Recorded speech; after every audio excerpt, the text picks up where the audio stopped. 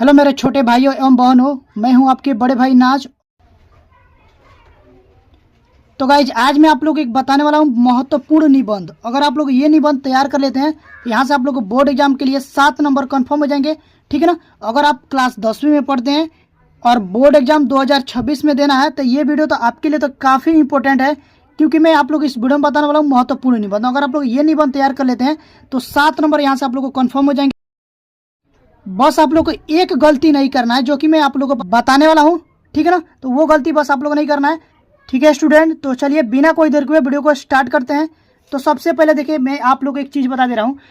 देखिए आप लोग को जो पेपर आएगा ना बोर्ड एग्जाम में, ऐसा ही सेम पेपर आएगा और इसमें देखिए एक प्रश्न आप लोग को दिया रहेगा। देखिए 10 नंबर में लिखा रहेगा निम्नलिखित में से किसी एक पर निबंध लिखिए और इसके लिए आप लोग को 7 नंबर मिलेंगे। ठीक है। और निम्नलिखित बोल दिया तो इसका मतलब नीचे में रहेगा आप लोगों को। तो यहाँ पर देखो ये नीचे में 5 निबंध दिया है। ठीक है।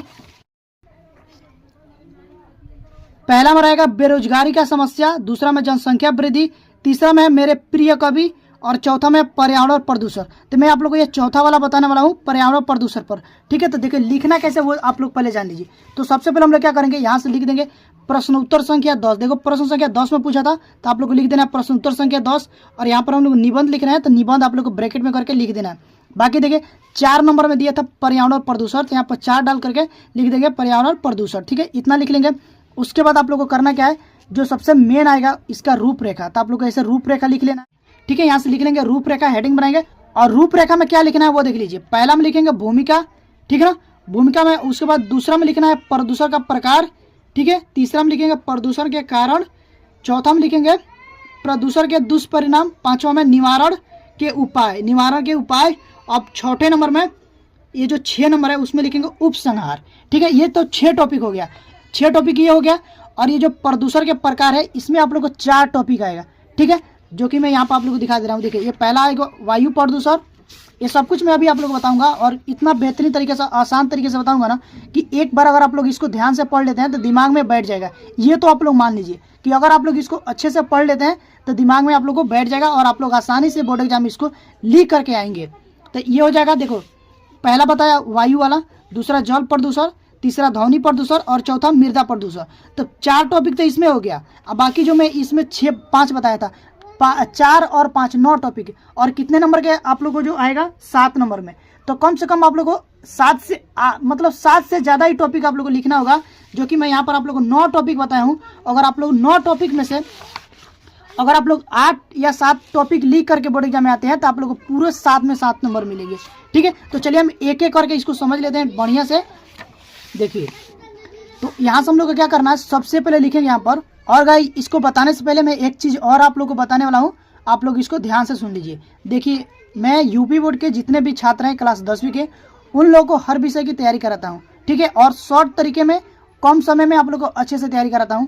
तो अगर आप भी चाहते हैं कि कम समय में आप लोग को अच्छे से तैयारी हो पाए तो इस चैनल को जरूर सब्सक्राइब कर लीजिएगा, क्योंकि गाइज आप लोग के लिए मैं इतना मेहनत कर रहा हूँ तो आप लोग का भी फर्ज बनता है कि एक लाइक और चैनल को सब्सक्राइब तो आप लोग जरूर कर लीजिएगा। ठीक है, तो चलिए बिना कोई देर के हम लोग अपने टॉपिक पर आते हैं। तो देखिए सबसे पहले तो मैं अभी आप लोग को रूपरेखा तो बता ही दिया था कि ऐसे लिख लेना। अब देखिए एक एक करके मैं यहाँ पर आप लोग बता रहा हूँ कि लिखना कैसे। तो सबसे पहले पहला हम लोग को लिखना है भूमिका। तो भूमिका में देखिए क्या लिखेंगे, हम लिखेंगे हम जिस वातावरण में सांस लेते हैं, पानी पीते हैं, भोजन करते हैं और जीवन यापन करते हैं वही हमारा पर्यावरण है। यह हमें जीवन जीने के लिए आवश्यक सभी तत्व प्रदान करती है। ठीक है, इतना लिख लेना। उसके बाद यहाँ से लिखेंगे हम लोग, आप लोग को दिख रहा है ना साहब। लेकिन जब मानव ने विज्ञान और तकनीक की प्रगति के नाम पर प्राकृतिक संसाधनों का अत्यधिक दोहन शुरू किया तो पर्यावरण असंतुलन हो गया। वही असंतुलन पर्यावरण प्रदूषण कहलाता है। ठीक है, ये लिख लेंगे। अब देखिए एक चीज़ मैं आप लोग को बता दे रहा हूँ, जब यहाँ पर लिखेगा ना पर्यावरण प्रदूषण तो इसको ब्लैक में से लिख दीजिए, थोड़ा अच्छा दिखे और एट्रैक्टिव दिखे। ठीक है ना। तो बोर्ड एग्जाम में आप लोग को जितना एट्रैक्टिव दिखा सकते हैं, जितना अच्छा लिख सकते हैं, आपके लिए उतना ही फायदा होगा। ठीक है ना। राइटिंग पर आप लोग को थोड़ा ज़्यादा फोकस करिएगा, क्योंकि एग्जाम में राइटिंग का भी 50% इफेक्ट पड़ता है। तो राइटिंग का आप लोग को अच्छे से ध्यान रखना है। अगर आप लोग को राइटिंग कैसे बनाना है, जिन बच्चों को राइटिंग अच्छा नहीं है तो आप मुझे कमेंट करके बता सकते हैं। मैं एक वीडियो आप लोग के लिए राइटिंग का भी ला दूंगा और इतना बेहतर तरीके से आप लोग को बताऊंगा कि आप भी इस तरह से जैसा मैं लिखा हूँ ना उस तरह से आप लोग भी लिख सकते हैं। ठीक है, बस 2 या मतलब 1 हफ्ता आप लोग प्रैक्टिस कर लेते हैं तो आपको भी ऐसा आ जाएगा लिखने के लिए। ठीक है, तो चलिए गाइस अब हम लोग अपने वापस टॉपिक पाते हैं। इतना लिख लेंगे, उसके बाद लिखेंगे प्रदूषण के प्रकार। तो प्रदूषण के प्रकार में हेडिंग बना के लिखना है, उसमें लिखना है कि मुख्य रूप से पर्यावरण प्रदूषण के 4 प्रकार होते हैं। ठीक है ना, जो कि देखो पहला है वायु प्रदूषण। तो वायु प्रदूषण में आप लोग को यहीं पर लिख देना है। देखिए कैसे लिखेंगे, इसमें लिखेंगे जब वाहनों, कारखानों, धूल और धुएं से वायु में हानिकारक गैस जैसे कार्बन डाइऑक्साइड, कार्बन मोनोऑक्साइड और सल्फर डाइऑक्साइड मिल जाती है तब वायु प्रदूषित हो जाती है। यही प्रदूषण श्वास संबंधित बीमारियों का कारण बनता है। ठीक है ना, दिख रहा है ना। देखिए इतना लिख लेंगे इसमें वायु प्रदूषण में। और उसके बाद देखिए एक चीज़ मैं और आप लोगों को एक्स्ट्रा बता रहा हूँ जो कि आप लोग को ध्यान में रखना है। जब भी आप लोग का ये पेज भर जाए, अब आप लोग पन्ना को पलटें तो यहाँ पर लिख दीजिएगा पीटीओ। पीटीओ का मतलब होता है कि प्लीज टर्न ओवर। अगर आप लोग पीटीओ लिख देंगे तो अगर आप लोग को यहाँ के ये जो आप लोग लिखे हैं अगर कॉपी जांच नहीं हुआ है, बस इतना ही जांच हुआ तो आप लोग एग्जामिनर पर कंप्लेन भी कर सकते हैं। ये अगर पीटीओ लिखे रहेंगे तो पीटीओ का मतलब होता है कि प्लीज टर्न ओवर। इसका मतलब कि प्लीज आप कॉपी को पलटिए। ठीक है ना, ये लिखना बहुत जरूरी है तो आप लोग लिख दीजिएगा। उसके बाद यहाँ पर हम लोग आएंगे, देखिए तो दूसरा नंबर में है जल प्रदूषण। जल प्रदूषण, तो जल प्रदूषण आप लोग लिखना है कारखानों का रासायनिक कचरा, नालों का गंदा पानी और प्लास्टिक की जो भी चीज़ें नदियों, झीलों और तालाबों में मिलकर जल को दूषित कर देती है, इसका असर सीधे मनुष्य और जलीय जीव पर पड़ता है। देखो कितना सिंपल है, इस तरह से आप लोग को भी लिखना है। ठीक है ना, देखो अगर आप लोग एक बार इसको पढ़ लेते हैं, मैं तो आशा करता हूँ आप लोग को जरूर दिमाग में बैठ जाएगा और समझ में आ जाएगा। अगर एक बार में नहीं आता है तो 1 से 2 बार पढ़िए, 3 बार पढ़िए, 4 बार पढ़िए, लेकिन इसको आप लोग तैयार कर लीजिएगा। ठीक है, देखिए लेकिन अगर आप लोग 2-3 बार ध्यान से पढ़ देते हैं तो आई होप कि आप लोग को समझ में आ जाएगा। ठीक है ना, तो देखिए और उसके बाद तीसरा में लिखेंगे ध्वनि प्रदूषण। तो ध्वनि प्रदूषण में आप लोग को ये लिखना है अत्यधिक शोर जैसे तेज संगीत, मशीनों की आवाज़ और वाहनों का हॉर्न हमारे स्वास्थ्य पर बुरा प्रभाव डालता है। इससे कान की सुनने की शक्ति घट जाती है, इससे फसल की गुणवत्ता भी प्रभावित होती है और मानसिक तनाव भी बढ़ता है। ठीक है, दिख रहा है ना, इतना लिख लेंगे।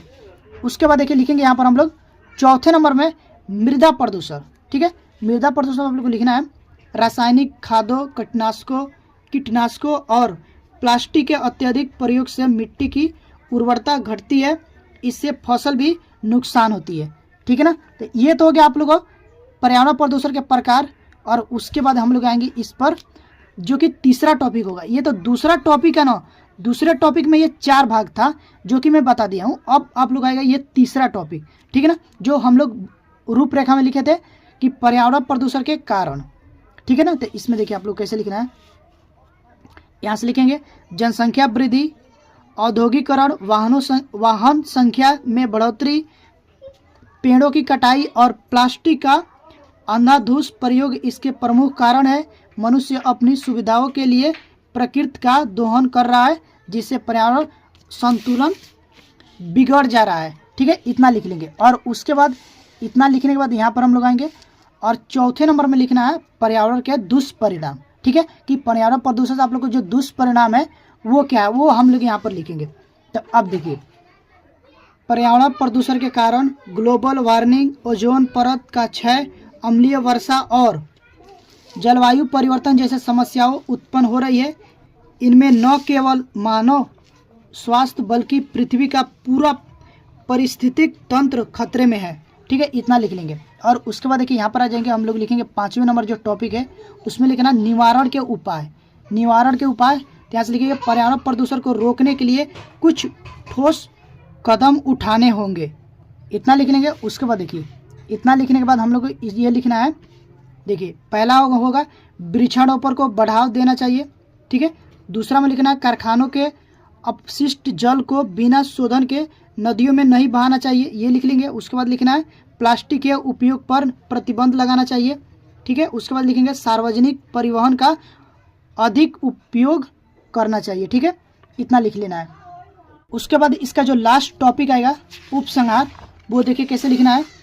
और ये मोस्ट इंपॉर्टेंट है, ये इसको छोड़ना नहीं है, ठीक है ना, इसको आप लोग जरूर लिखना है, ठीक है। तो हेडिंग बनाएंगे हम लोग 6 नंबर में उपसंहार, ठीक है। इसमें आप लोग को लिखना क्या, पर्यावरण की रक्षा करनी चाहिए, हमारा नैतिक कर्तव्य है, यदि हम समय रहते नहीं जागे तो आने वाली पीढ़ियाँ शुद्ध आयु और शुद्ध जल से वंचित हो जाएगी। हमें समझना होगा कि स्वस्थ पर्यावरण ही स्वस्थ जीवन का आधार है।